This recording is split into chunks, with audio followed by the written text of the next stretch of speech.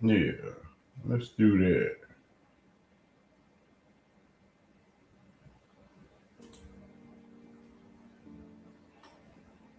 Let's do that.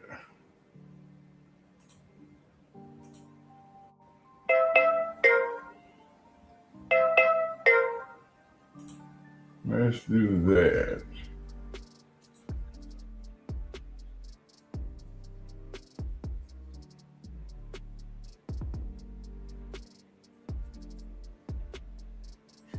I'm being told that Shedeur deserves better, that he needs a more uplifting media. We should be out to uplift rookies and young players. I don't think it's like that. I don't think that he needs that. I also firmly disagree. I don't want to step in it, but I firmly disagree with Jason last week. I'm like, you want him cut. Why do you want him cut? You want him cut because you're tired of seeing people say nasty things to you on the internet? Do you want him cut because it's hard to cover him? Do you want him cut because when you say you don't think he's a good quarterback, he's got a big fan base and they go after you for it? Is that why you want him cut? Because wanting a guy cut from a team is a very strong thing to say. Saying that we should move. Why? Why? You don't do anything for the media. You don't do anything for that. If you want him cut from the team, it should be because he's a detriment to the actual team. Now, I don't know all the story. Maybe we'll find out that he's a terrible teammate. I don't think we will. But if you found out a guy was a terrible teammate and not that good, that's a reason to cut the guy. Just because we're bickering amongst each other about a quarterback doesn't mean the guy should be cut. I thought it was a crazy thing for him to say, and I stand by it. And I'll say it to him to his face, and I've told him on the phone, and I'll tell him on the air again. I love Jason. I disagree firmly because I think we've lost our minds. Especially when it comes to him, I think we're nuts. I cannot state to you guys enough. I'm going to go on a bit of a soliloquy here. You can stop me if you want. Go right on ahead. Like some of the stuff I read over the weekend, I thought it was insane. Insane. I told you guys a million times over. Browns first. Browns first. Not Shedeur first. Browns first. If you guys want to call Shedeur fans a cult, go right on ahead. If you want to call anti-Shedeur fans some sort of a cult, fine. I just want to let you guys know I'm part of neither of them. He's the quarterback for the Browns, and as of right now, he's the best option that they have. To me, it's not Deshaun, and it ain't Dylan Gabriel. If you guys want to have conversations this coming off season about Mac Jones and about Malik Willis and about just about anybody else, there's a couple of guys absolutely I'm not interested in whatsoever, certainly. But if you guys want to have conversations about those guys, I am perfectly fine for it. It's Browns first. That doesn't mean anti-Shedeur. It means I want what's best for the football team. As of right now, he's the best option. He's shown me enough. If they ended up getting John Harbaugh and John Harbaugh goes, he's got to go, I would like a plan after that of what he wants to do. If John Harbaugh thought that Mac Jones is going to set the world on fire and we got to get Mac Jones, so be it. So be it. If we can find a way to get number one overall without having to give up the entire draft Mike Ditka style, so be it. But my God, some of you guys have lost your minds wanting to cut a guy. Well, the fans are mean to me. I don't give a damn how mean the fans are. I just want to give anybody a chance on the team. I've had guys who flat out hated me. One in particular, and I still wanted him to win. Browns first, Guardians first, Cavs first. It should always be that way. He plays for the Browns. That's where it is with me. Sorry, I'm off the soapbox now. Go right on ahead. I don't really disagree with anything you just said. Well, it's amazing because I just catch a bunch of hell from a bunch of people going, oh, my God, Ken's been brainwashed. I go, no, you guys spend way too much time on the damn internet arguing with people who are probably bots or not even big Shedeur fans or just trolling. Which can be fun. I'm sure there are big fans out there, but for the love of God. Which can be fun. And, yeah, I might have put out that Indiana won with less 5 and 4 stars with Mendoza than Colorado did with Shedeur. I might have put that out this week. Hey, you're tweeting at 1:30 at 8 a.m. Saturday morning. I go, what's the point? So I do think that this is where I part ways with Jason Lloyd, is that I do not think Shedeur is such a, quote, circus, or that, like, let's say, I'm just going to conjure up one scenario, and I know everybody in Cleveland's out on Dante Moore because he had a hellaciously bad game that everybody was watching. I remind people that's not, NFL evaluators don't do that. They're not just out on a guy because they were watching the same game you were. Like there's some people that believe he has more arm talent than I actually think. Not just some people. I think he has more arm talent than Mendoza. But he's not ready. So is there a world where, hey, if the Browns evaluated Dante Moore, that they just fell in love with him, that they could draft him and start Shedeur week 1? Believe it or not. Why couldn't there be? I think that could be a plan. It's risky, but I don't think what I thought before the year, which is, well, you can't have Shedeur on the same team as a rookie that you draft. That would cast a shadow. I don't believe that anymore because I've seen it. Shedeur seems entirely likable. Like he could deal with that. I don't know if his fans could. I don't know if some people close to Shedeur could deal with that. Could deal with, and both and vice versa. Being a placeholder if they were to draft a Dante Moore or something. Hey, I mean, Trey Lance in San Francisco was there and he was supposed to be the next guy, and then they realized he couldn't play. And so, you never know how that, you can't totally forecast how that goes. I'd much rather have Shedeur going into next year than Trey Lance on the record. I mean, if we're being this way, but it doesn't have to be. Like Shedeur to me has demonstrated not only can he actually play the position. That's the first step. Some guys don't prove that. DTR. I don't think they prove that. I saw enough, despite how low he is statistically, even below those guys I just mentioned, he's demonstrated enough that he can compete for a job, and I don't think he'll be a massissive distraction the way that Jason thinks. And if I go away from this, just fine. Remind me as we go through this 4-month odyssey going ready for the draft. Like, I question the Jets if they want to move out of that number 2. All we know is everything that he just said was stupid.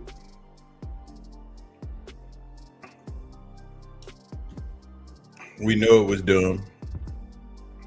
Why was it dumb, Snacks? Because you just saw it happen last year.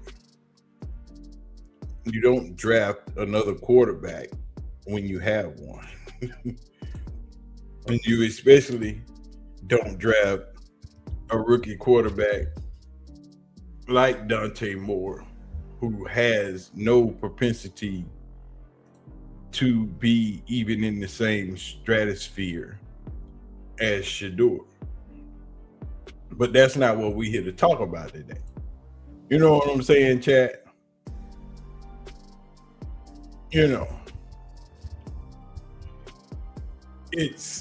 It's crazy. What's up, Reginald? You related to the Sanders family? Good looking, dog. That's a good family to be related to. That is a really, really good family to be related to. But what we gonna talk about today is these coaches that they have in mind for the Cleveland Browns next season.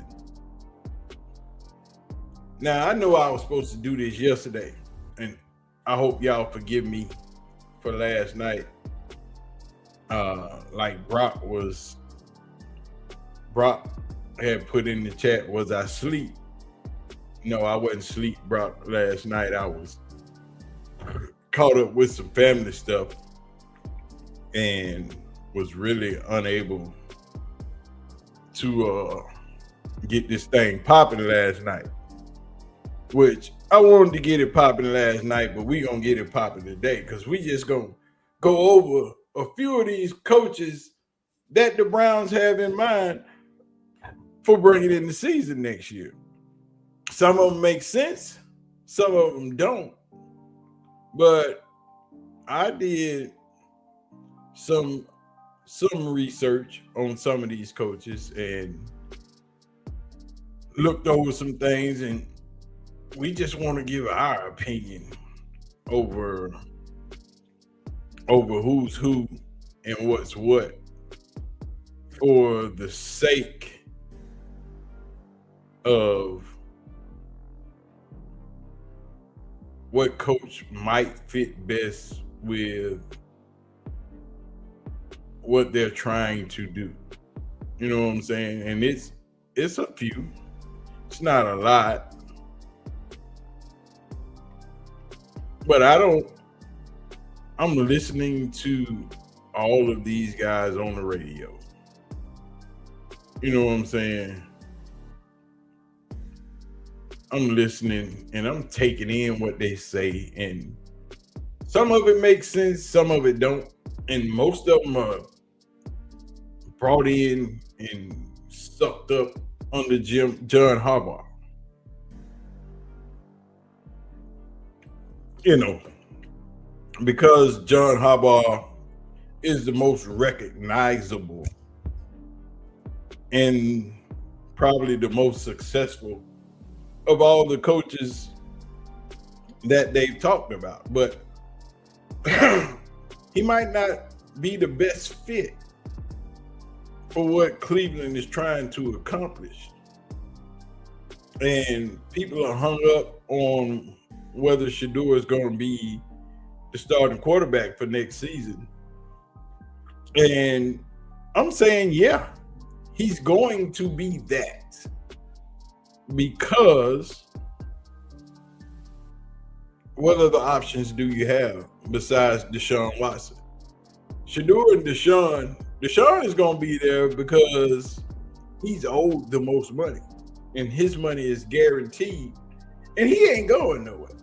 There's no way they get rid of Deshaun Watson unless some team comes in and say, yeah, we'll take that contract off your hands and we'll take him with it. Other than that, that's not happening. Deshaun ain't going nowhere because his money is guaranteed. And when all of your money is guaranteed, every freaking dime, why would you leave? Even if you don't play, you gonna sit there and collect $40, $50 million next year just for sitting there with your legs crossed going, okay, go ahead, Shedeur, run it up, brother. You know, I am with that. What you got, Reggie? If you remember when Prime's Aunt Bet had a husband and his ex-wife, not going to mention the name, well, she's my uncle's wife. I'll leave it there. Oh, okay. I got you right now. I got you. So we're going to start with these coaches. You know what I'm saying? Let's see. All right. Let's see. So we'll put it like this. For the Cleveland Browns fans, for the NFL fans, for the chaos lovers, you know. Because once again, the Browns are shopping for a head coach like it's Black Friday and they got stole credit and not cash. This is a bigger than just X's and O's. This hire decides the quarterback, the locker room, and whether Brown's Twitter is crying. Probably about week 6. Let's see. We're going to break down some of these coaching candidates, why Cleveland should hire them, and why they absolutely not hire them. But most importantly, what it means for Shedeur and his chances of starting in Cleveland. We're going to start with Coach 1. Is, let me see, where do I put him? Ted Monken. Ted Monken, who I have as Todd Monken. I'm sorry. It's Todd Monken. Why should the Browns hire Todd Monken? Todd Monken is that hire where ownership say we're tired of being embarrassed at the family gatherings. Todd Monken is a proven offensive mind, hence Lamar Jackson. Todd Monken has coached multiple quarterback types, knows Cleveland already. He knows the Cleveland system because he's been playing them twice a year for quite some time. And Monken don't need to win the press conference. He just needs to win on Sunday. He ain't that type of coach who's going to try to make a spectacle out of the press conference. He's just going to give you point A, point B, not be so bland. He's going to answer your questions and not avoid the main topic of the question. He ain't going to be so PR all the time. Now, the question is, what is he good at? Monken is good at what? In my notes I got, he's good at simplifying the offense for quarterbacks, adjusting schemes instead of forcing square pegs in the round holes, and he's good at game planning that actually respects reality, meaning he can put together a good game plan for the quarterback that he's using at that particular time. He adjusts the game to the quarterback, not just stick to what his offensive strategy was at the beginning of the game.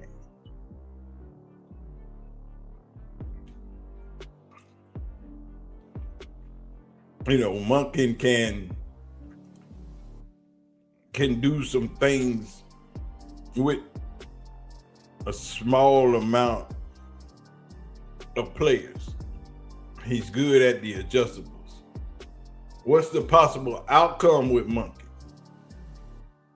With Monken, Cleveland becomes per se quite normal. And pretty much for the Browns, elite, normal is elite. Monken pretty much has a top 12 offense, quarterback that plays within the structure, which is Shedeur on some levels. Defense isn't gassed by halftime. Why they should not hire Monken? Because he's not that flashy. He's no viral personality, and his ceiling might be very good instead of league breaking. In essence, he's not sexy, but neither is winning 10 games, and people still love it. Probability of Shedeur starting, if Monken was the head coach, is probably around 65%. Because Monken is one of the few guys that you trust to actually build around Shedeur instead of trying to turn him into somebody else. Instead of trying to do what Stefanski wanted him to do, is become that little dink and dunk quarterback, that quarterback that plays on time, that quarterback who gets the ball out real quick, instead of that quarterback who reads the defense, doesn't see what he wants, and then makes something else out of what you have. Monken would allow for that. Unlike Stefanski, who, no, bro, we need you to get the ball in and out of your hands on time and not play with it. You know what I'm saying? Things of that nature.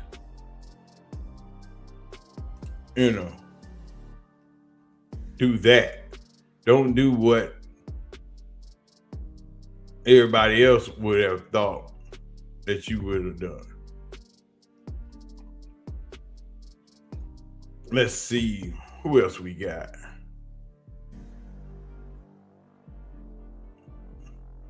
Some more stuff on Monken that I had what? Monken, he's not that old. He's only 59. He's been coaching for a long time. He was a offensive coordinator for the Cleveland Browns. 2019.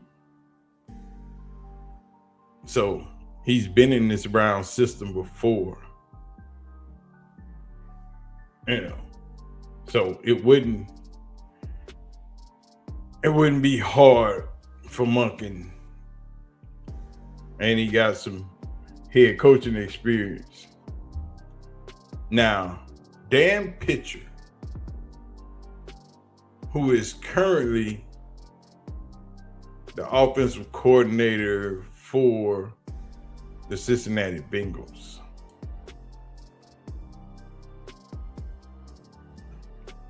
Now, Dan Pitcher is the new school playbook plug. He one of them young guys, one of them guys that's hype about this generation of football. This is the hire Cleveland says we're tired of being stuck in 2014. Dan Pitcher is a modern coach. He has all these modern passing concepts. He's a young guy, so that means he's pretty relatable to all the young players on the team, since Cleveland is going toward that younger side.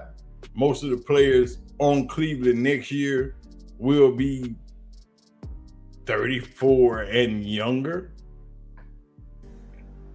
He's an offensive first kind of thinker guy.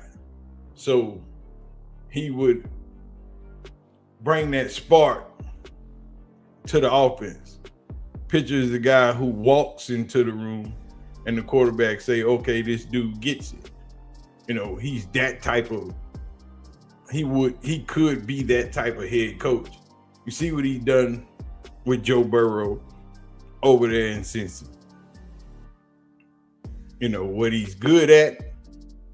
He's good at the passing game, rhythm, quarterback confidence, exploiting spaces and mismatches. So he draw up. His playbook is extensive. It's not what you saw last year in old Graybeard's playbook. You'll have great spacing. You won't see those plays where you'll have three receivers in one area and who the hell are you going to throw the ball to? You'd have space and places where Shedeur can find open receivers in 2 or 3 different areas. Wouldn't tie up a lot of space around the field. Pitcher he's a young, innovative guy.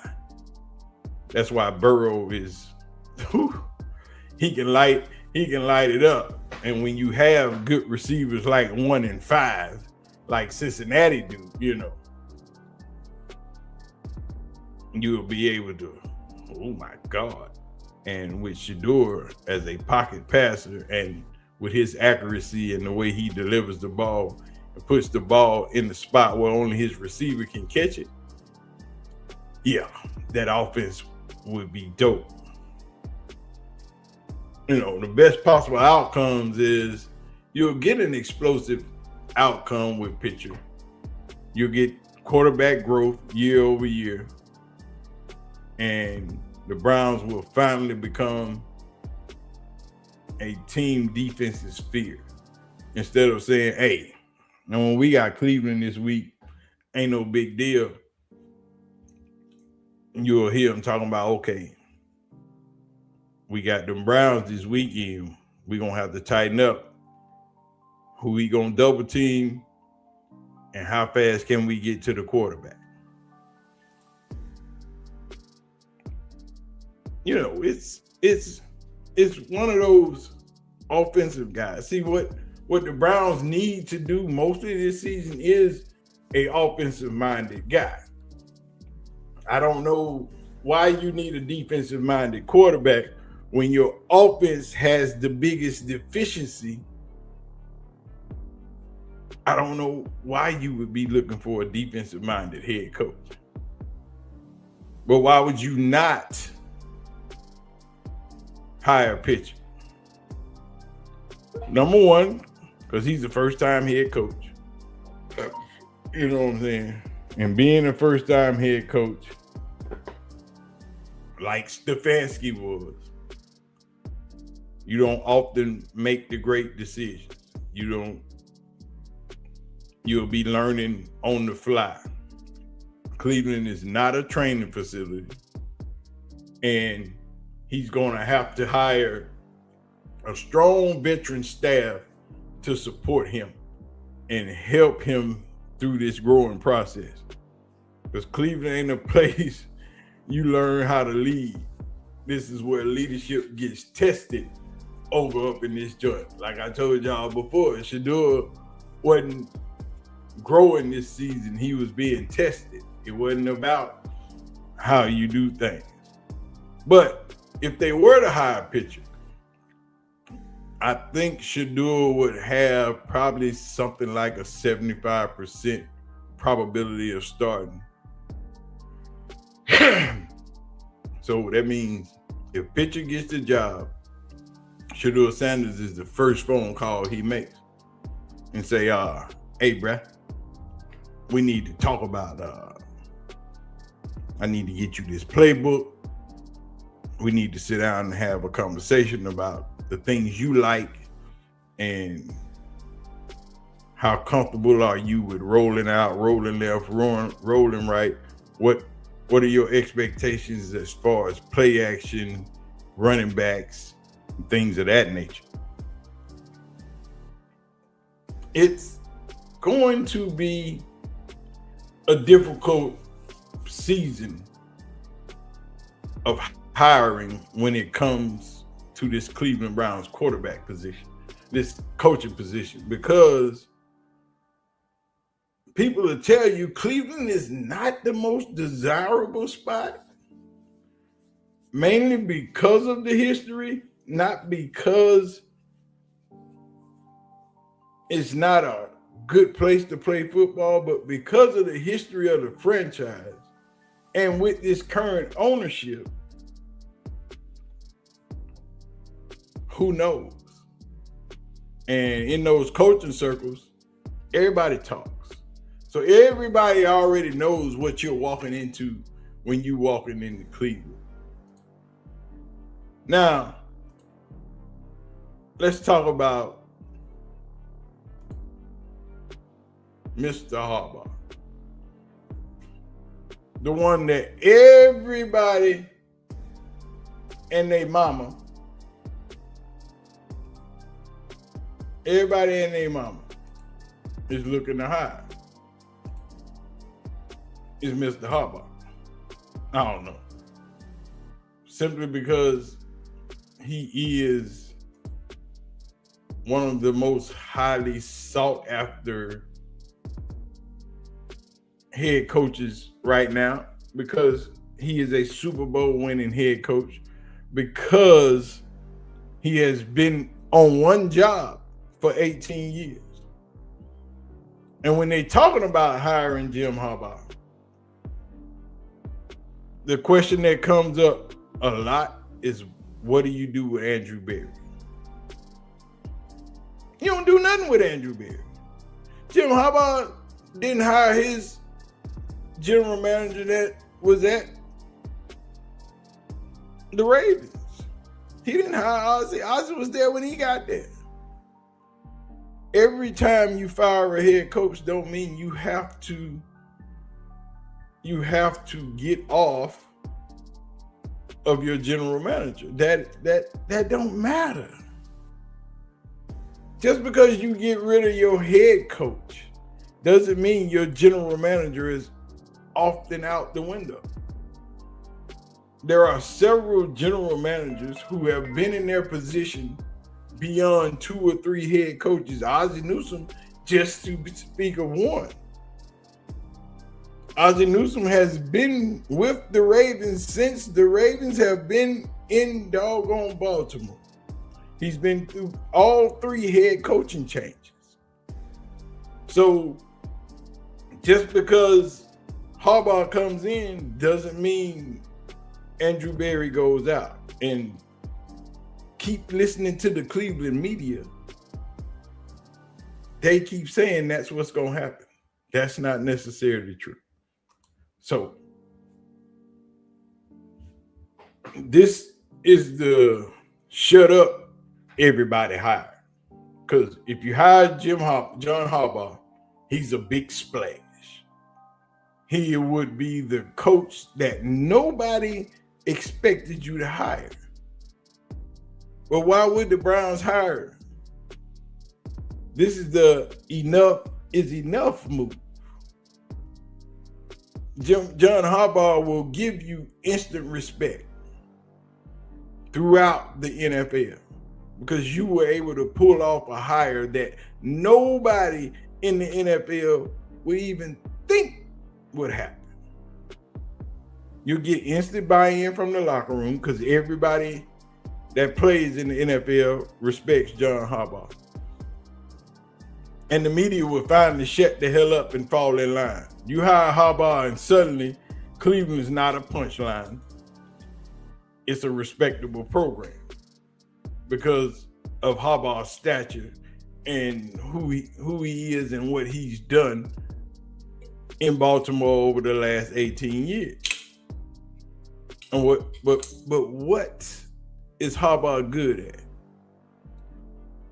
Culture, building a culture, holding people accountable for what they do and say, and dealing with big personalities, which is Shedeur. He's the biggest personality in Cleveland since LeBron ain't there. You know, he's managed Lamar for all this time. You know, so why not?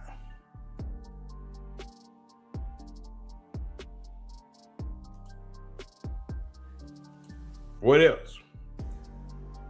What is the best possible outcome with Harbaugh? I got so much going on right now, man. Oh my God. What is the best possible outcome for Harbaugh and the Browns? The Browns stop beating themselves because your special teams get better because that's what Harbaugh is best at. He's originally a special teams guy. He was a special teams guy with the Eagles for many, many years before he started moving up. You will probably become consistently a playoff team.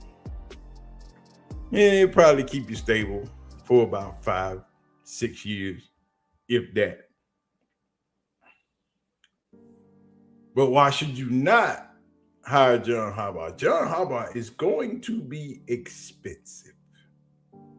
And when I say expensive, I mean $20 million plus a year expensive. Andy Reid is the only coach in the NFL that makes $20 million. But he got multiple Super Bowls, and they are recent.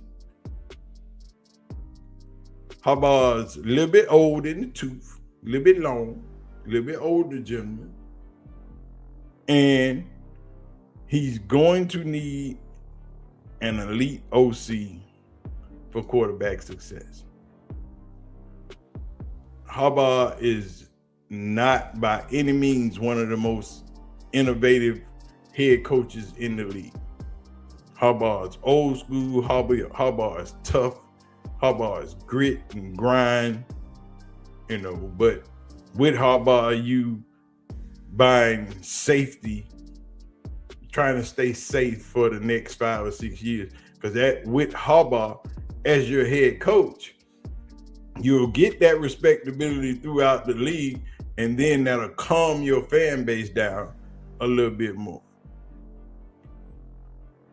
Shedeur's probability of starting with Harbaugh as the head coach is probably about 50%. You got to remember, Harbaugh tried to draft Shedeur Sanders while he was with the Ravens. They wanted him then. But Harbaugh is not going to start a quarterback simply because they are a big personality. Harbaugh is going to start whoever wins, not whoever's selling all the damn jerseys. It's just that simple. It's not going to be a lot of this and that when it comes to John Harbaugh. I don't know why I keep calling him his brother. His brother weird as shit, but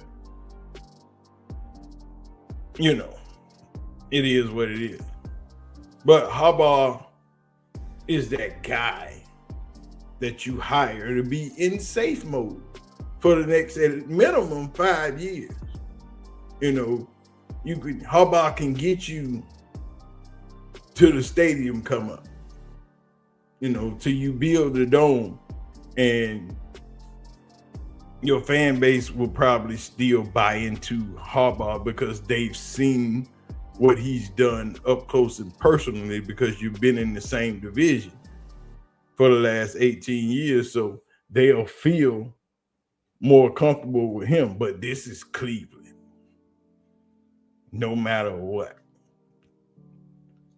Half the fan base is unruly. Hell, half of them want Stefanski back right now. And I don't understand that at all. At all. Y'all tell me. I don't know why they want Stefanski back. Man, I ain't seen no reason for him to be there in the first damn place. Damn, why y'all all over? I got too much stuff going on, man. I got a lot of stuff going on in my house right now, man. It's crazy. You got work happening, construction, people outside doing the yard. Then I got my tow truck driver. I called my homie this morning to come get my Suburban so it can go to the shop. I got a couple of things I need to get fixed on it. So I'm waiting on them to show up, snatch it up, take it to the shop. But I'm getting the Suburban ready for my 16-year-old son. That's gonna be his truck. He don't know it yet, but that's gonna be his. He's 16, so I'm not gonna be your chauffeur. You know what I'm saying? I'm gonna paint it. I'm gonna make sure it's hot, but we ain't going out and buying you nothing new. You know, you're gonna finish your senior year. You're gonna ride to school looking good. You're gonna sound good. You're gonna have a big truck. It got 24s on it. You're gonna shine. You know, it just ain't gonna be brand new. You know, you gotta respect that. How many of y'all got brand new cars when y'all was a teenager? I know I ain't gonna tell that lie.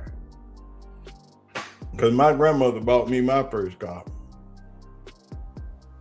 Mustang 5.0.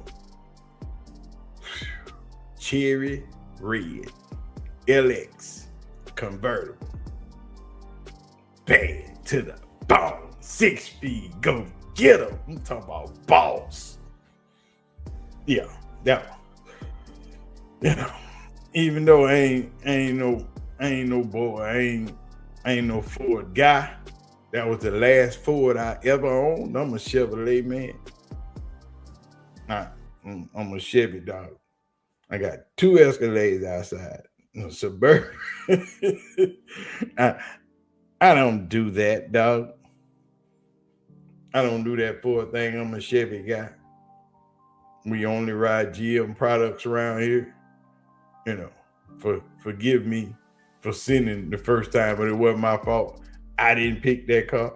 She bought me that car, and I wasn't gonna turn it down. At 16, with a Mustang, a Boss Mustang, and that LX convertible, y'all had to be tripping. Y'all had to be tripping. Y'all thought I wasn't gonna take that. You dropped the top on that thing, and you riding good. I was still in high school, dog. That was crazy. But I was a spoiled kid. My grandma was the only child. You know, my grandmama's only grandson. Y'all crazy. I was it. I was the biggest baby in the world. Wasn't no child spoiled like me. My brothers and sisters, oh, they hated me. Because the only thing I got to do is say, hey, I'm going to call my grandma. I bet you I get what I want. Happened every time. All the time. My mama and daddy bought us an Atari.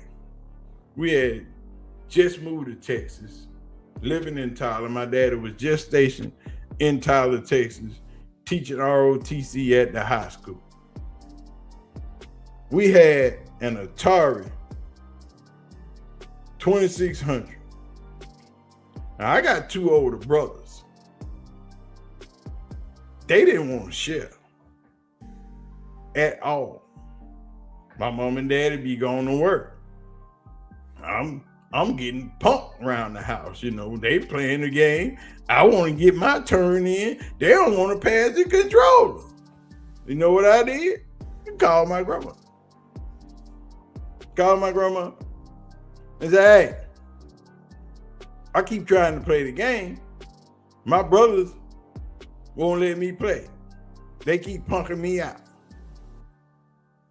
Grandma say, don't worry about it, baby. I got you. Atari 2600 and Atari 5200 at the house. Came in a box. Wasn't my birthday. Wasn't Christmas. It's the middle of the school year.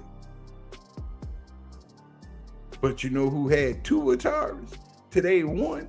And can't neither one of y'all play on mine. Go in the living room and play on that one mama and daddy bought. Don't nobody touch this right here. Because it's mad. My grandma bought two controllers and all the games. Nobody gets to play my game. And know what my mom and dad used to tell my brothers and sisters? That's his. We didn't buy that. His nana bought that. That's for him. If you want to play his game, if he say no, that's on y'all. And then she called. Yes, ma'am. Hey. Right. Is it gift card on Amazon account that yours? I don't know where them extra funds come from. I don't know if it's mine or not. I started to use it the other day.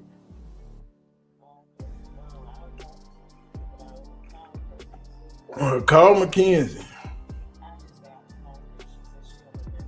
I don't know.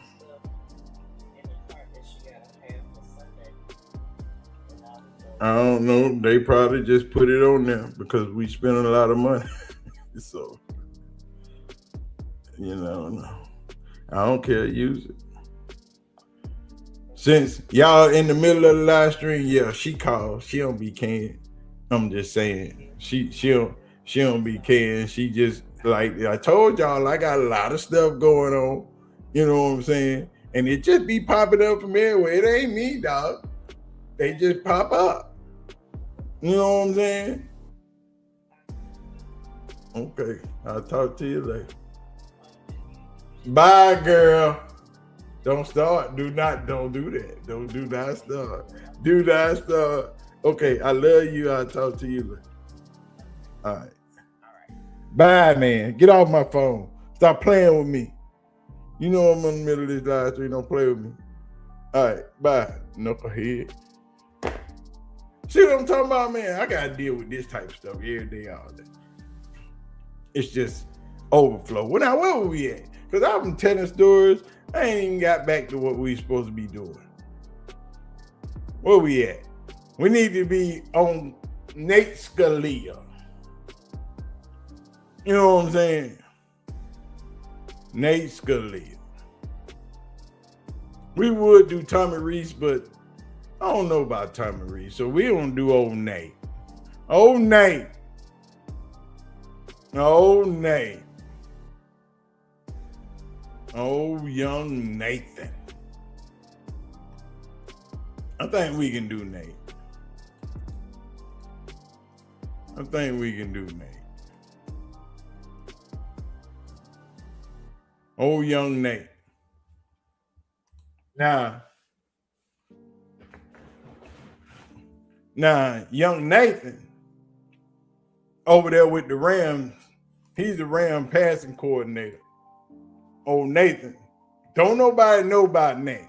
Nate Scalia, he the mystery box quarterback. And why would the Browns hire this dude? Because he ain't never did nothing. He ain't got no head coaching experience, but he young. He innovative. This is the trust the brain hire. Nate one of them creative type of guys.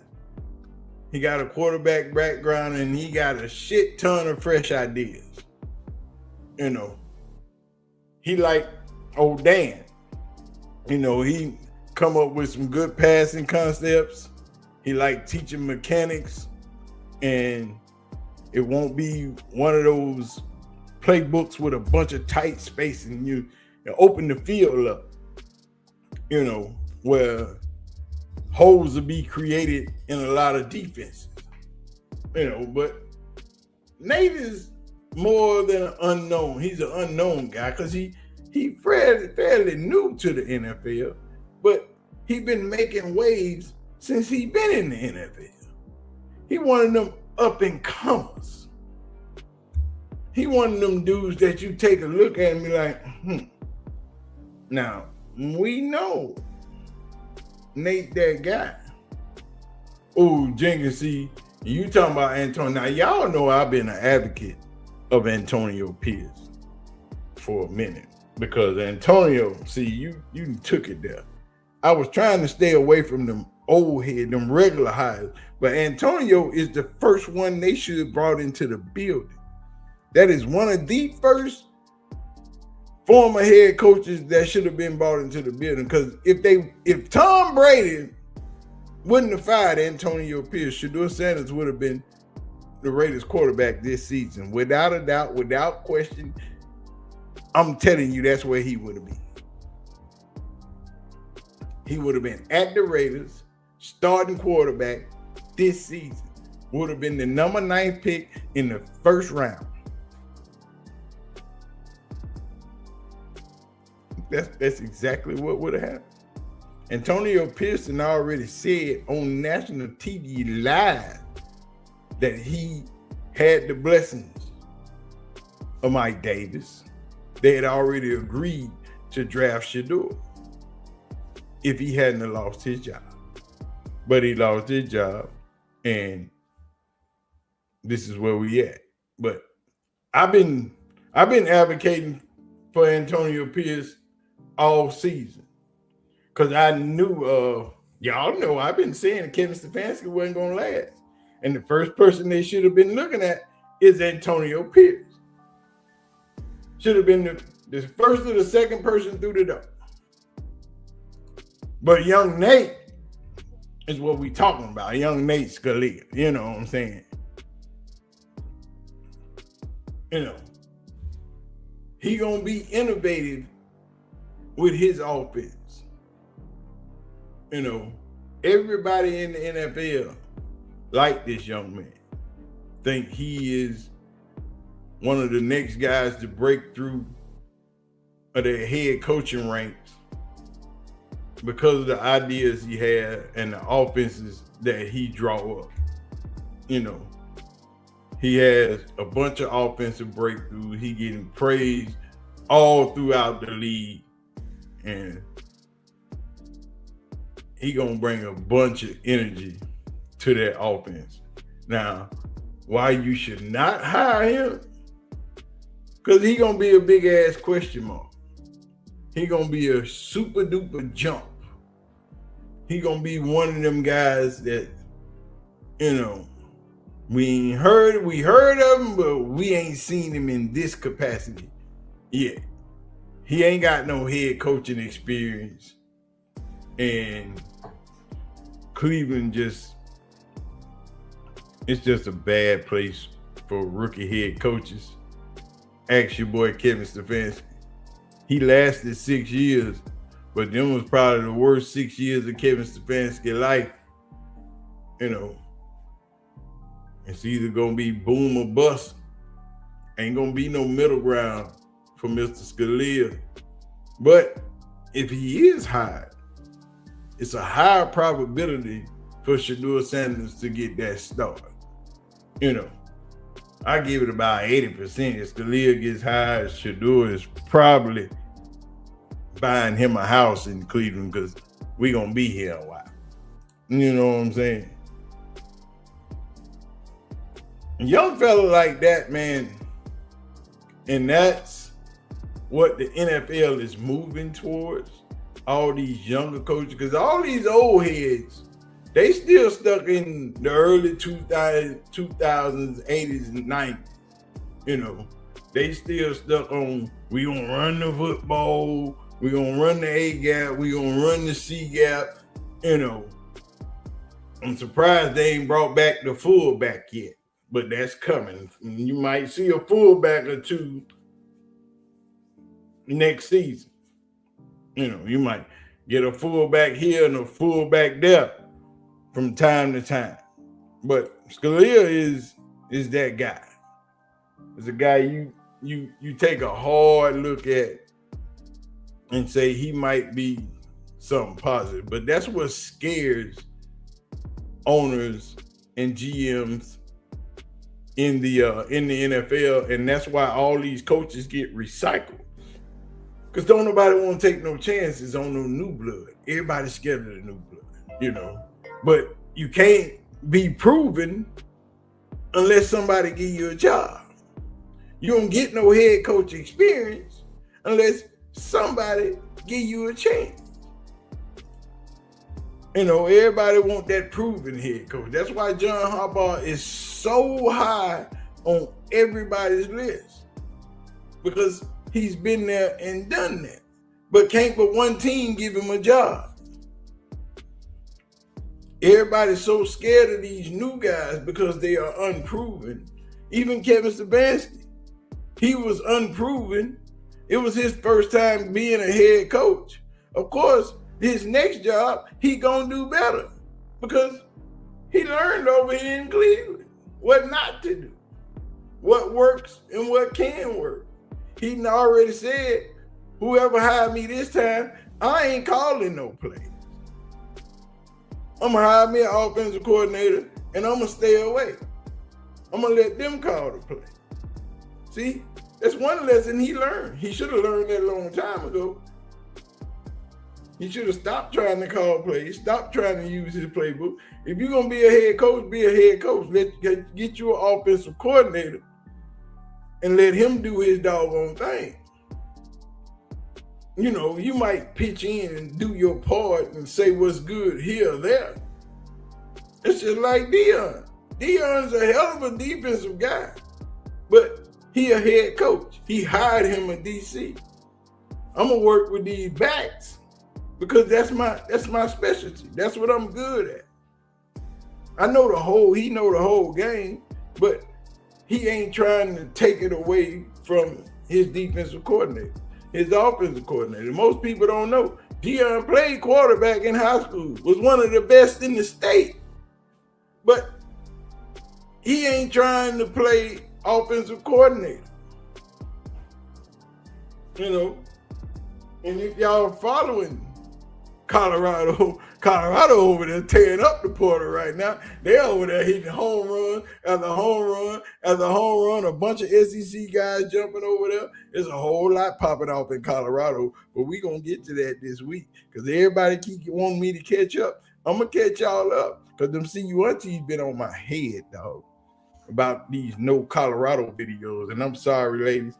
I'm gonna get y'all straight. Prime been over there popping off.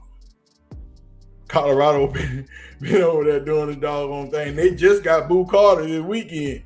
So, and Boo Carter was originally one of them guys they was trying to get to come to Colorado when he was coming out of high school.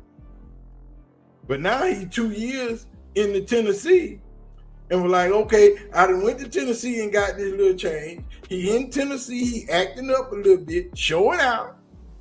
Now, we're going to get you to Colorado. We're going to get some discipline in you.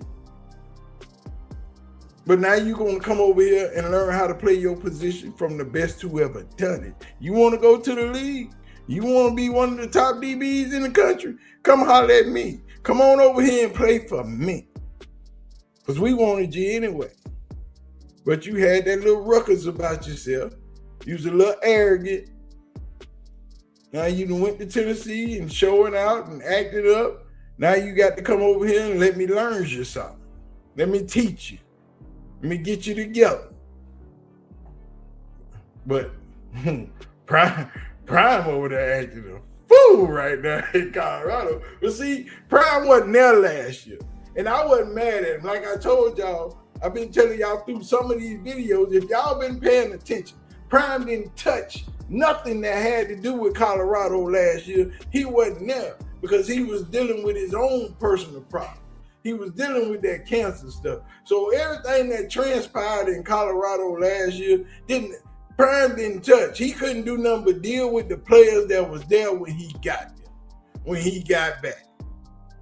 He trusted some people to make the right decisions, to bring in the right players, to do the right thing, to bring in the players that they thought he would want. And they did something to that effect. But Prime wasn't there to put his stamp on it. He wasn't there to okay him. He transferred in. He didn't get to holler at him. He didn't get to feel it in the inside and say, no, this ain't gonna work for us. They only here for them. But this year, oh, it's gonna be totally different because he putting his stamp on everything. He meeting with all the players. He getting to interview them. He getting to talk to them. He getting to talk to their families. He getting to do all the things that he didn't get to do last year. He touching it right now. So, Prime, if y'all are watching what Colorado is doing right now in the portal, the Big 12 might be in trouble. The Big 12 might be in trouble because Prime over there cutting up. I mean, acting a donkey. I mean, Prime over there acting a plum fool over there in Colorado doing the doggone thing. I'm just saying.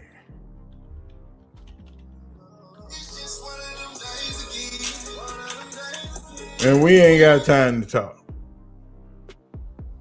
We ain't got time to talk. I'm talking about Prime is over there acting up. Just on safeties alone, we talking Boo Carter, Randon Fortinet, and the boy from New Mexico State, the defensive back, Mr. Mitchell. Boy, Prime is over there acting a donkey. Y'all ain't seen him. Y'all ain't seen him. And that new defensive lineman they got from Maryland, 6'4", 315, Cedric Smith. Boy, Prime been over there just getting dogs. Y'all ain't seen what Prime over there doing at CU, boy. Y'all better pay attention. Pay attention. And I mean pay real close attention. Because Prime is over there up acting ugly. Jordan Seaton coming back for his final season. That's all I'm saying. The new offensive coordinator he hired, the one that I've been trying to tell everybody to go get when he was at UNLV. I told y'all 2 years ago, Prime need to go get that man for OC. But he over there cooking. He over there cooking. Prime is over there doing the doggone thing, and y'all think Coach Prime over there playing. Coach Prime ain't over there playing, man. Prime been at Boo Carter since he got out of high school. Boo know he should have came to Colorado from the jump. But he went to Tennessee, showed out, did his doggone thing. But now he got Dylan Manuel, who committed. You know, he coming out of Georgia. Then they got what's his name, Mr. Camara, who also committed. But yeah, Prime over there showing out. Y'all ain't even paying attention. He brought in Josh Niblett from the high school ranks. Josh Niblett used to be a coach at Hoover High School in Alabama, where I'm from. So I know about Josh. Josh is a real football coach. I'm talking about a real football coach. He about that life. Now,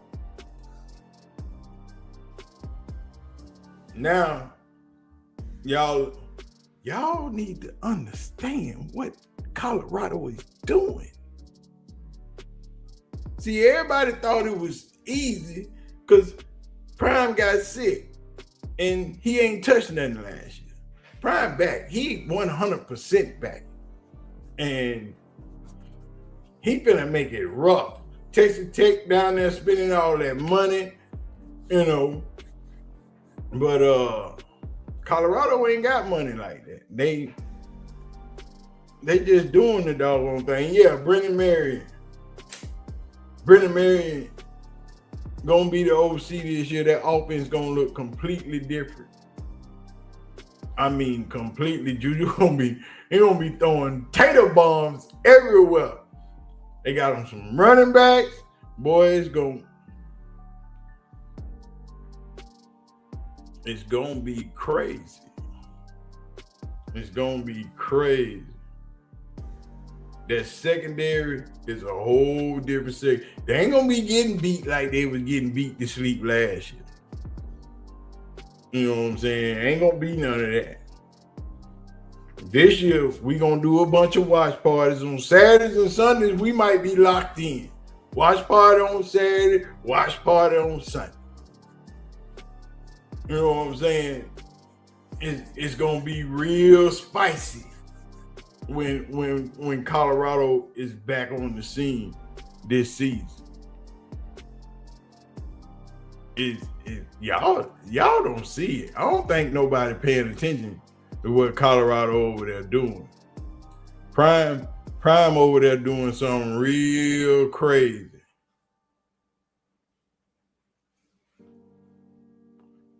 Prime over there doing something real crazy. That secondary is gonna be a whole spicy. It's gonna be a whole lot of spicy things going on this weekend. That's all I'm saying. They added Emory Floyd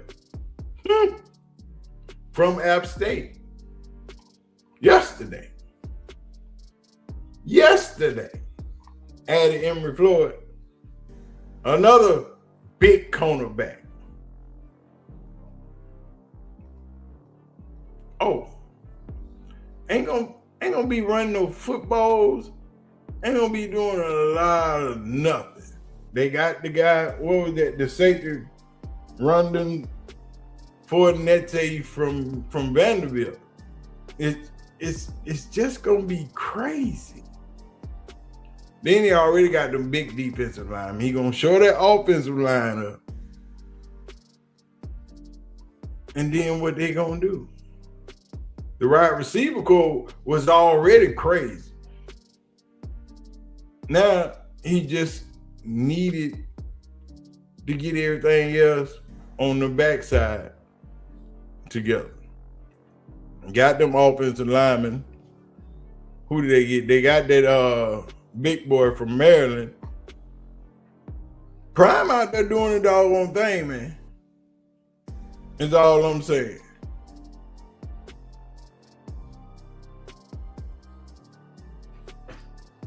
All I'm saying is, y'all better get it together. Because Colorado finna be about that life. And we're gonna be popping them tags. Okay, let me get back into where we supposed to be. Because one person I don't think they should do, but they are doing it, is defensive coordinator Jim Schwartz. Now, the Cleveland media is adamant that Jim Schwartz should be the next head coach in Colorado. I mean, in Cleveland. I don't know why. We've seen Jim Schwartz at work when he was in Detroit. Jim Schwartz is the floor, not the ceiling. Schwartz is familiar because he's already the defensive coordinator there.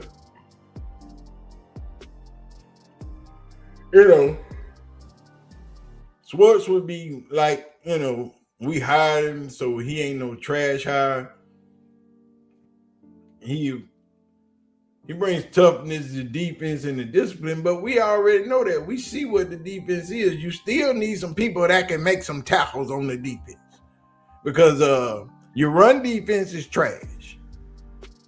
Your run defense is trash, and you're getting ran out. The people just running over you like you was at Colorado last year.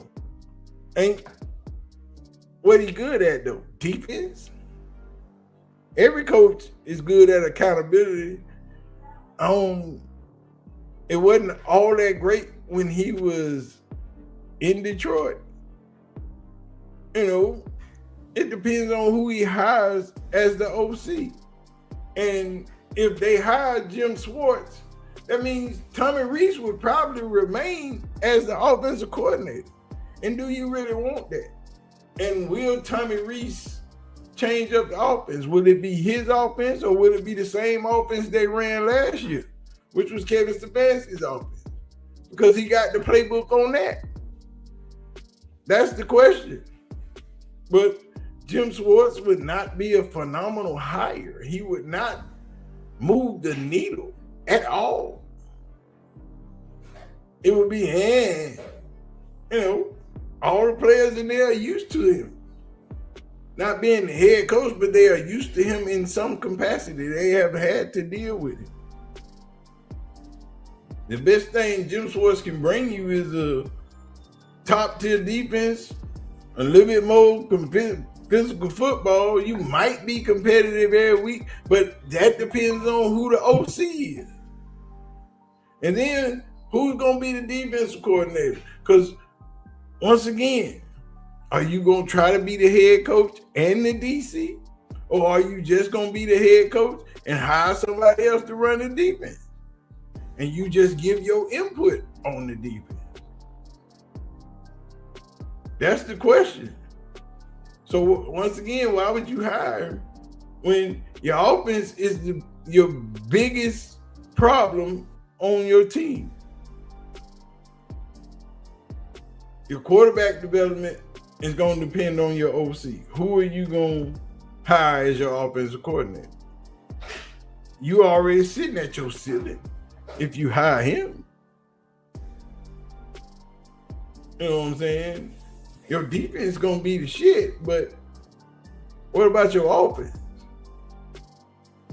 And I don't know if Shedeur starts with Jim Schwartz as the head coach. He might want to go with Deshaun. You know what I'm saying? We're going to go with Deshaun. But why? But whoever they hire is going to tell you everything about Cleveland's future. If you want quarterback growth, you hire pitcher, Monken, or Scalise. If you want stability, you hire Harbaugh or you hire Monken. You putting your defense as your first thing in mind, then you hire Schwartz. Because that's what he gonna bring. The Browns need to hire an offensive-minded head coach. reset the quarterback timeline and finally stop lying to themselves like they matter. Because right now you don't. Because you can't build a future while pretending it's 2020. This ain't about names. This ain't about nostalgia. This is about whether Cleveland is ready to build forward or stay stuck where they are or stay stuck in the past. You know what I'm saying? Because this is where it gets real interesting, because coaches tell you who they are by the quarterbacks they work with, and the defensive coaches tell you who they are by the defensive coordinators they hire. So let's see. Let's go back to Monken. Let's go back to Monken. Who Monken worked with? Lamar Jackson. You know what I'm saying? An NFL MVP. A whole lot of production. He worked with Stetson Bennett because he was the OC in college at Georgia. Todd Monken won 2 back-to-back national championships. Which is something like working with Baker Mayfield adjacent offenses in Cleveland. Monken got multiple college quarterbacks across different skill levels. Monken don't need no Superman. He builds the suit around whoever shows up. That's who Monken is. Monken builds his offense around who his quarterback is. That's why he's one of the best fits. Why would he fit for Shedeur? Comfortable with the pocket movement.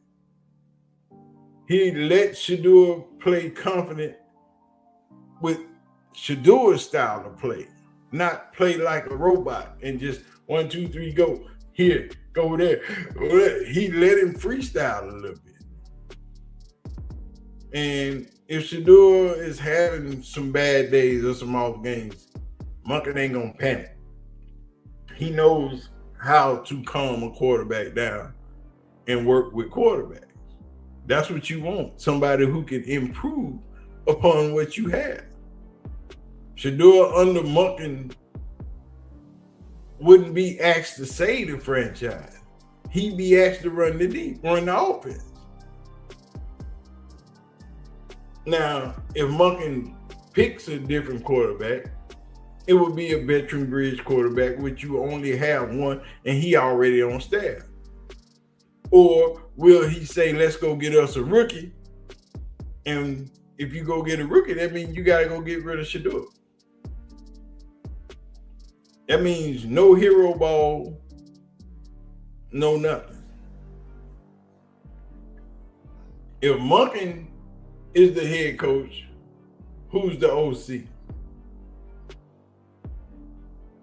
Monken is the OC because Monken is the offense, but he's still hired at OC.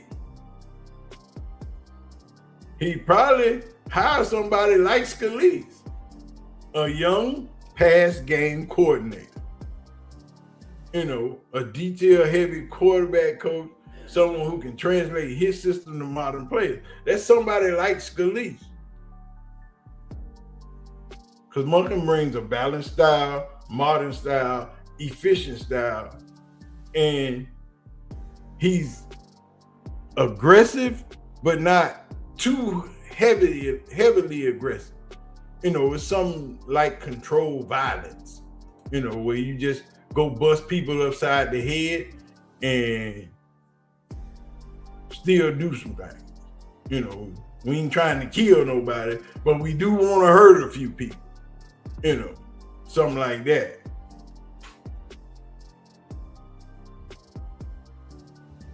It's something like that. But then we move, because we ain't done. We going back to pitcher. We going back to pitcher. Hold on. That's not pitcher. We going back to pitcher. Because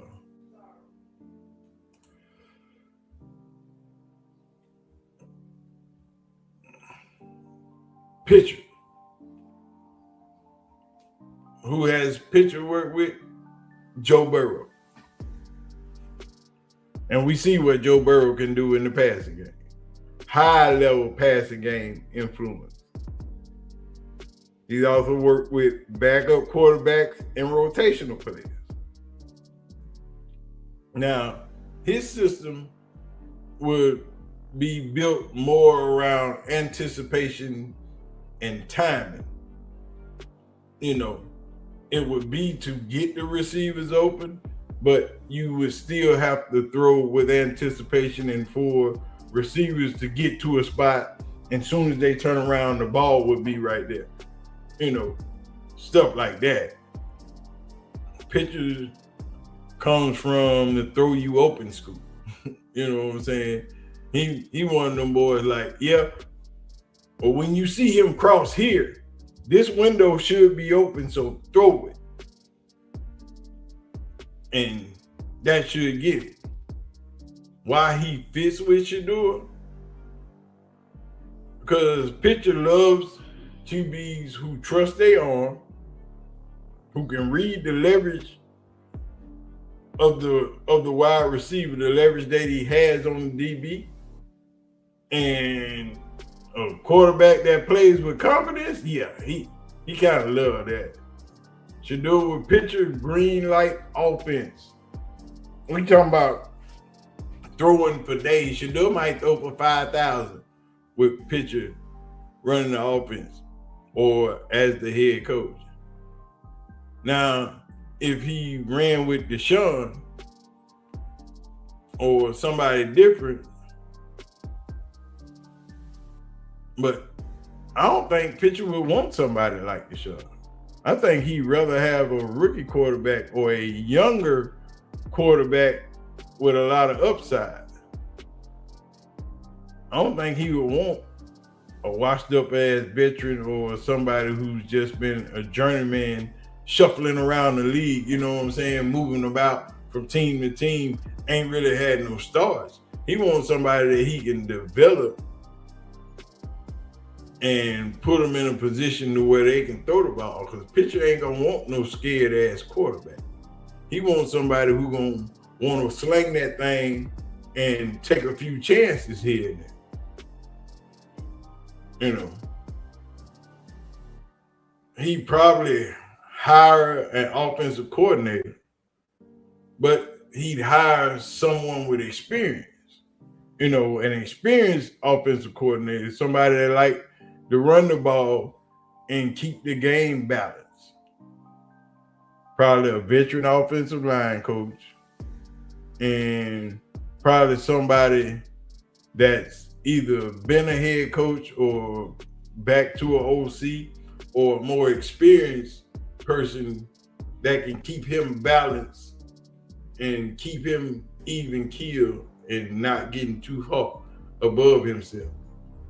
Now, as far as his style would go, that man will be aggressive as hell. I mean, we slinging this rock. Without a doubt, the rock will be thrown. We gonna throw this tater, but it won't be that old school ass NFL offense. This will be some new stuff, and it'll probably be some stuff we ain't never seen before. You know, I mean, this dude would be off the needle.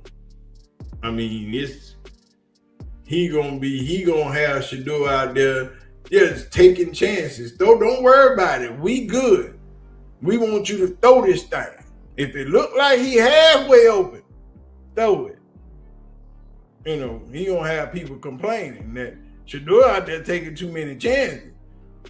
Yeah, that's how aggressive he would be with that rock.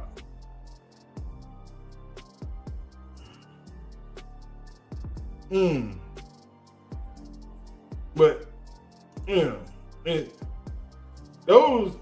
those are the two I see more. Besides Nate Scalia, I ain't worried about Harbaugh because we know who Harbaugh done worked with. Harbaugh done been with Flacco. He done been with Lamar. You know, he had multiple backups in that system, and the system fits. But the thing is, Harbaugh don't develop quarterbacks. Harbaugh just there to be the CEO and make sure the special teams are all right. You know, that's what he's there for. You know what I'm saying? Harbaugh wouldn't be nothing special. You know what I'm saying? We all know he'd hire an offensive coordinator. You know, Shedeur would probably fit right on in wherever he goes because we all know he wanted to draft Shedeur. You know, Harbaugh is a leader.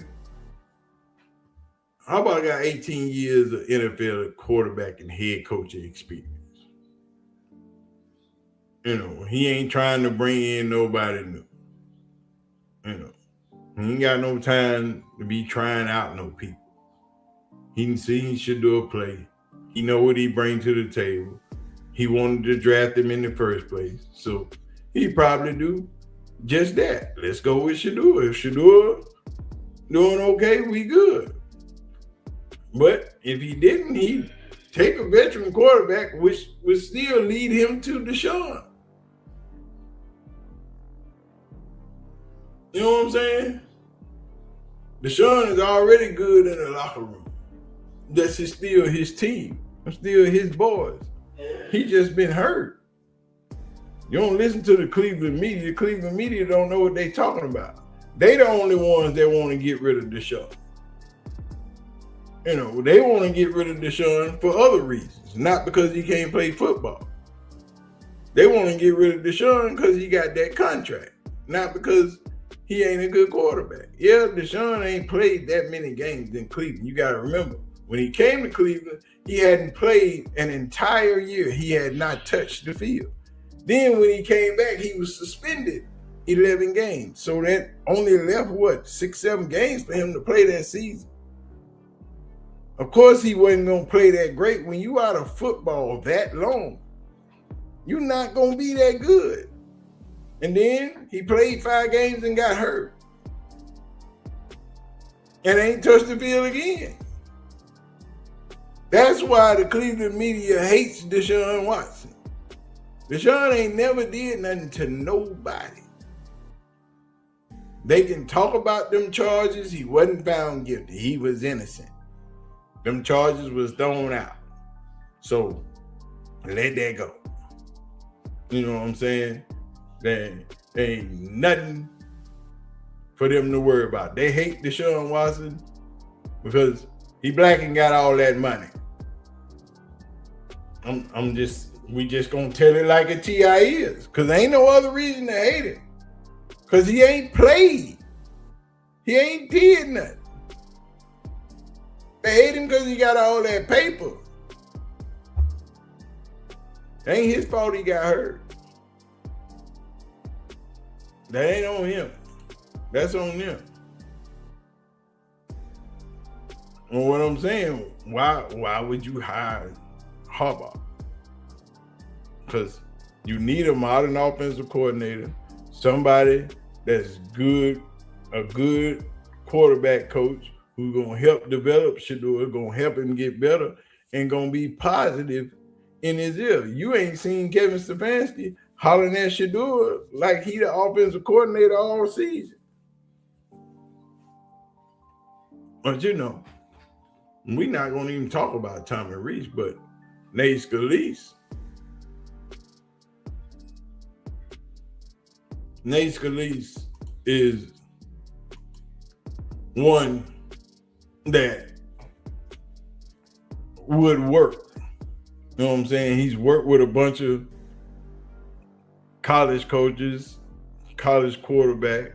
You know, he was great when he was at Iowa State. You know, he helped develop a bunch of NFL developmental quarterbacks. And everywhere he's been a passing game focused type of guy. So if he was to come in, that offense would be totally different. It would be innovative. It would be modern. And they would take a lot of chances. And you probably see some things you have never seen an offense do before. You know, while him and Shedeur would fit together like hand in glove, because Shedeur is his type of quarterback.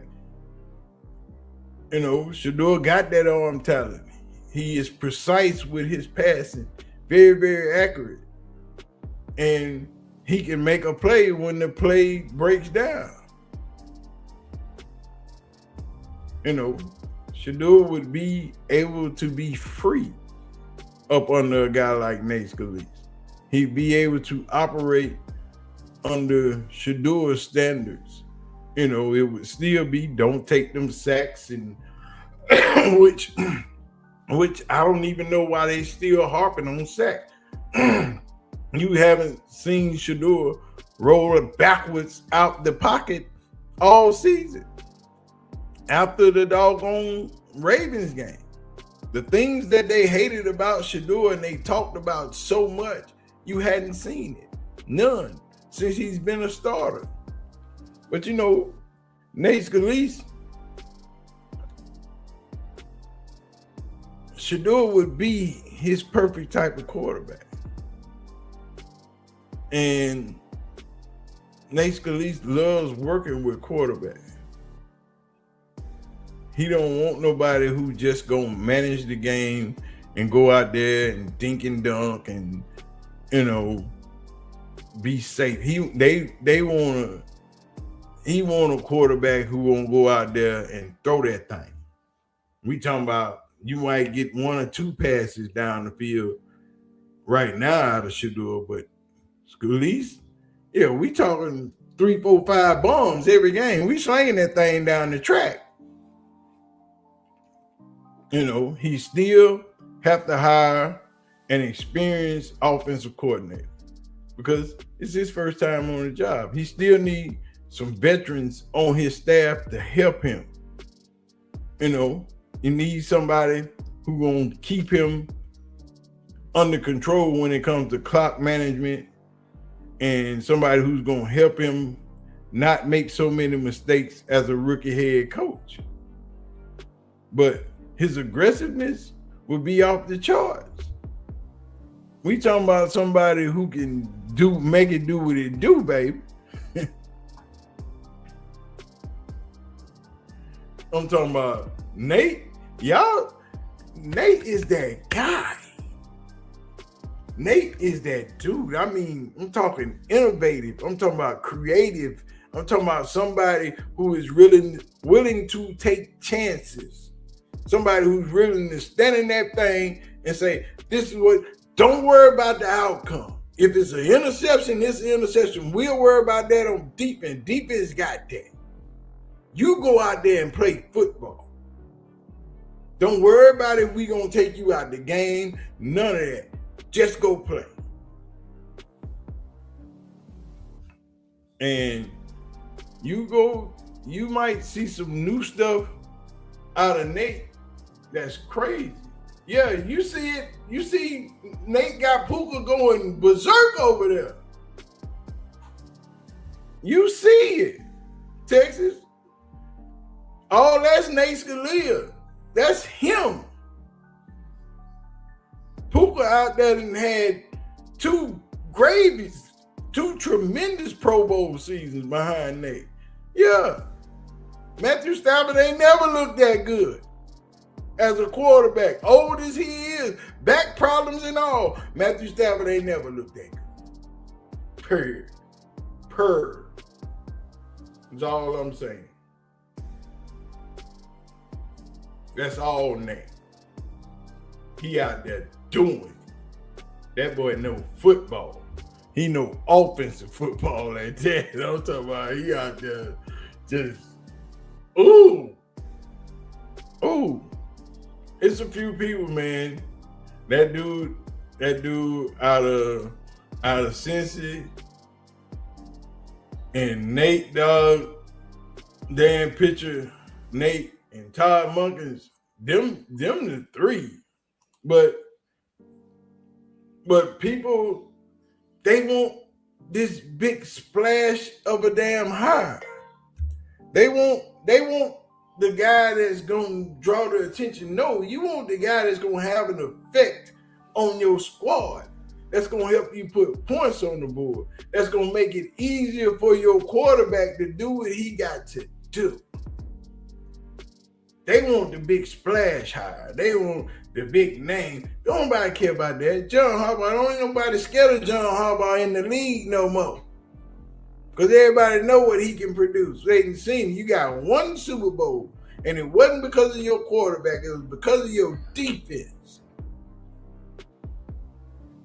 Because you had Ray Lewis in them back there. Even though I said the boy showed up in playoffs, he was kind of regular during the regular season, but Flacco did show up in the playoffs. Flacco was a different quarterback when playoff time showed up. But you need Monken, Pitcher, or fucking Scalia. You need innovation. You need new stuff. Because to keep running it back with these old heads ain't getting you nowhere. And then you brought in Stefanski, who came in with an old school ass playbook. A playbook that was developed in the late 80s, early 90s, and thought that shit was still gonna work. No, it's not gonna work no more. He didn't try to reinvent the wheel. He just bought a new wheel. And it was Ty had flat more. It was flat in a few different areas. Oh no. They just need an entire new thing. I don't think hiring John Harbaugh is the way to go. John Harbaugh is not a good coaching hire, if you ask me.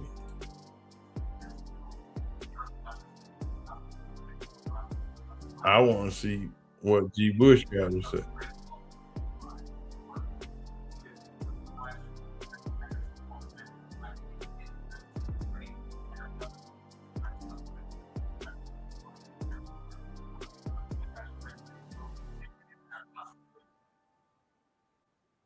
Especially if he's only played 7 games.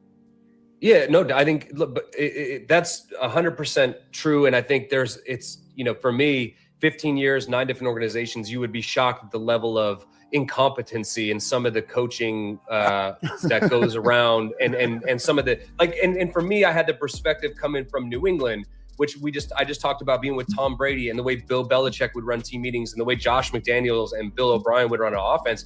And I would go other places and I'd be like, that's it. That's the plan. That's all. Like it's a 2-minute team meeting. Bill Belichick's talking for another 57 minutes in his team meeting. And so, the level, I don't think people truly understand the level of discrepancy from the way that the best teams do it and some of the mediocre or even the poor teams do it. And I think your point is, if you bring the right person in, now it's a two-way street. You have to be able to be coachable. You have to be able to absorb the information, work at it, acknowledge where you have a deficit and get better. But it's definitely, if you have the right guy, it can make the world a difference. But I do think at a certain point, those coaches, they don't cross that white line. So the player has to go out and be able to execute everything that's taught to them, everything that's drilled with them in practice. That's why, there's certain teams that are moving on and there's teams that aren't. And like you said, there's no better way to win in the NFL than to have great coaching and great quarterback play. It's funny because in the last 3 years, I guess you have 3, we've seen situations in Cleveland where Kevin Stefanski takes a team to the playoffs with 5 quarterbacks, some of whom probably should have been selling insurance, not slinging pigskins in the NFL. And he was praised. He was recognized as coach of the year. He took the team to the playoffs. it's almost impossible to believe that just 2 years later. Okay, that's enough of that. Let's understand that what Jay is talking about. That y'all don't listen to me, and people don't listen. Kevin Stefanski went to the playoffs twice.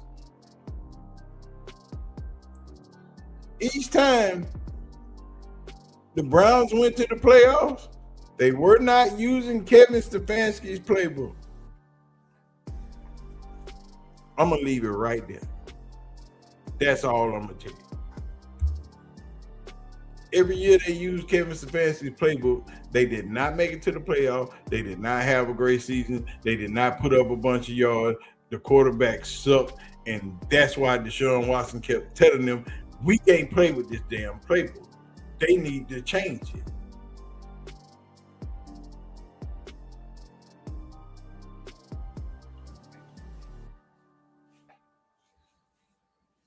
If Kevin Stefanski would have stayed as head coach, Tommy Rees was getting fired this season.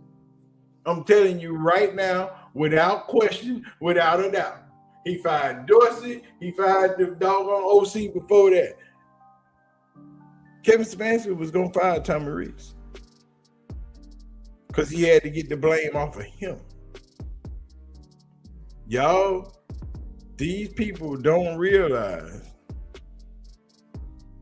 what they had when Kevin Stefanski showed up in the building. When Kevin Stefanski showed up, you had a playoff team. You had a playoff caliber team. And in 2 years, Kevin Stefanski dismantled that squad. Tore it apart. Tore it apart. And they used his playbook. He got Baker Mayfield hurt. Finally got Baker out of there. Got Deshaun in him. Had to wait on Deshaun to come off of doggone suspension. And then Deshaun got hurt. But they went 2 years in 20. That was Kevin's first year. They didn't use Kevin Stefanski's playbook. They went back in 2023. Used Ken Dorsey's playbook. Ken Dorsey got fired.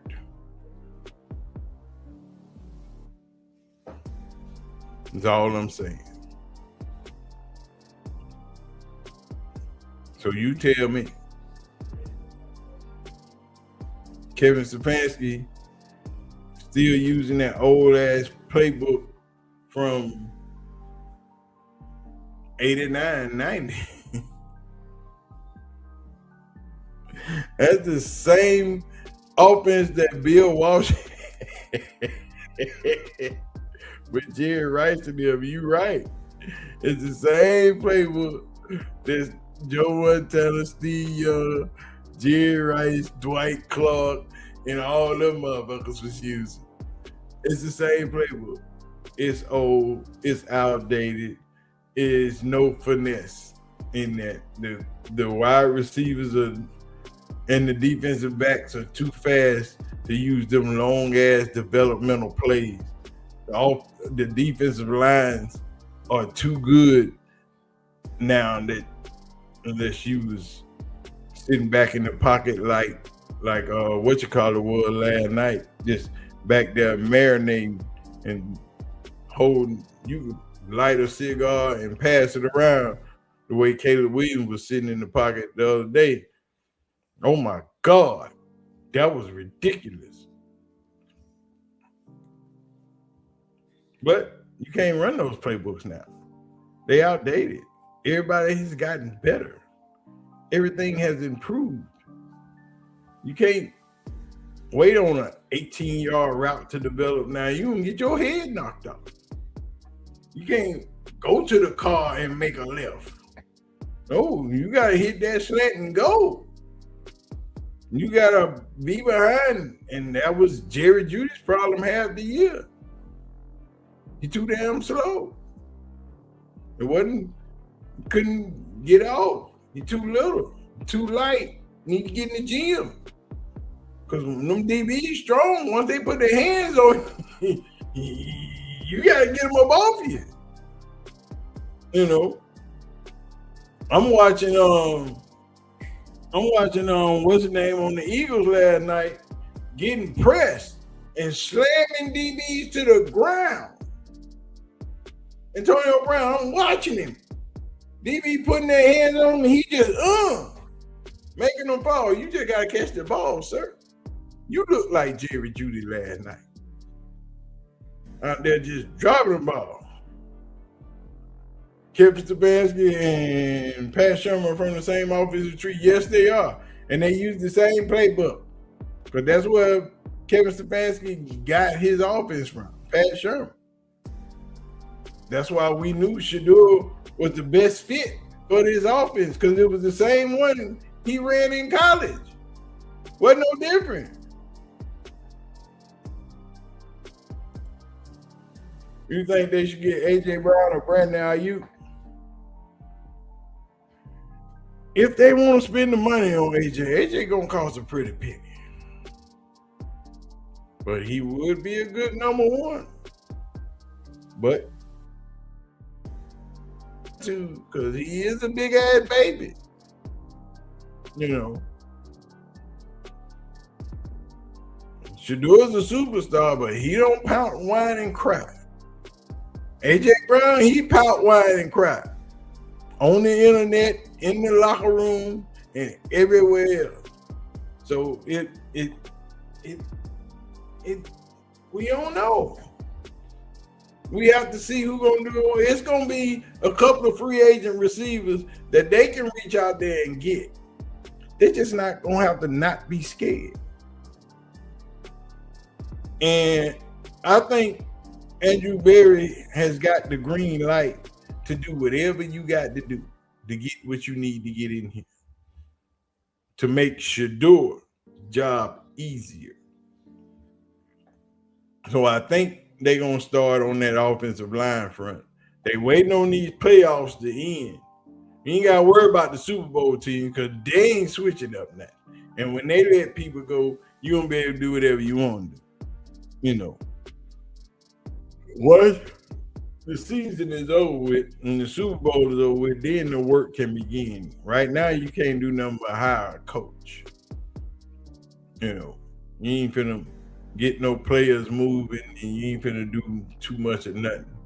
You gotta hire a coach before you do anything else. Because ain't nobody coming to Cleveland if they don't know who they playing for. And it's just that simple. Your coach is your first and only priority right now. You get your coach in the building because don't nobody, it might make a difference if you can get a player or not.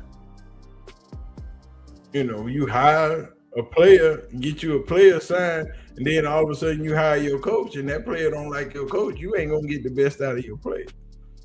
You know, you ain't got to worry about what's already in the building. They just going to adapt. But when you're trying to bring somebody new that's going to help your team, somebody that you want, somebody that you're going to need to help you thrive, you know, they got to know what they coming to play for and who they coming to play for.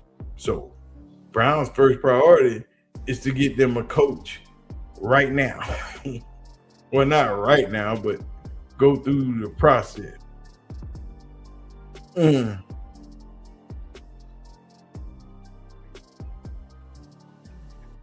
know, I don't know if Kevin Stefanski get a job for real. I don't think Kevin gonna get another head coaching job right now. Not this year. I think he gonna have to take a year off.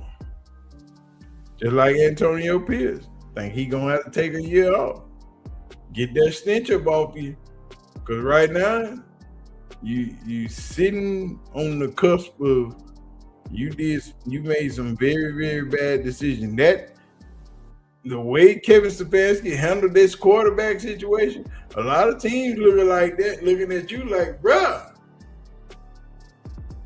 that's how you handle big decisions like that? That's how you handle major situation? That was a major decision. That wasn't nothing to be taken lightly. That was something that could hurt or hinder or help your program. And throughout that situation, he made bad decision after bad decision.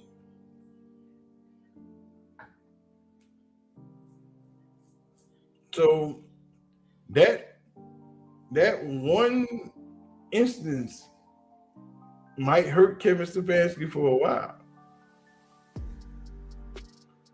Because people looking at that like, bro, you just handled that really, really, really bad. Piss poorly. And it might not be no coming back from that. Because you had one of the best quarterbacks on your team. You put him last. You didn't even give him no reps with the ones. You didn't even let him practice with the people, but you made him quarterback too. And then you put him in the game. And to hear your players make it known that, hey, that was the first time we ever heard that man call for the ball.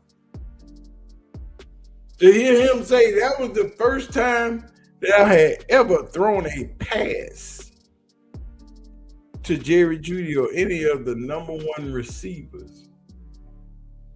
You know how detrimental that is? You know, teams looking at you like, what they talking about? The first time. We've been playing 9, 10, 11 weeks into the season. What do you mean that's the first time? What are you talking about? Yeah, they looking at you like that. Like you really did that. So yeah, that one decision, that might put Kevin Stefanski, ooh, that might put a little dickhead in there. But it was his choice. You know, you didn't like what the quarterback bring, even though he was better than what you had. And then the other teams watched, just like we all watched and saw that Shedeur was better than what you put out on the field. And you chose to go with those two instead of him. Yeah, I don't know if we want you working. No, I don't know if we want you making decisions for our team, but it look like you don't know what you do. See, and that might be on him. You know, just might be his downfall. Yeah, we can go get that. But we're going to see what it's going to be. Anyway, I got to get out of here. My man is here to pick up my truck. And I'm not going to put y'all on hold like that. So we're going to get out of here. We're going to shut this thing down. I appreciate all y'all for coming out. We're going to drop some more videos today, later on today. And I got to take my son to the podiatrist at around 2 o'clock. So your boy's going to get out of here. I'm going to holler at y'all. Appreciate all y'all for coming out. Don't forget to hit the like button, hit the subscribe button, and get ready for some more shit. I'm out of here. I'm going to holler at y'all. Peace out.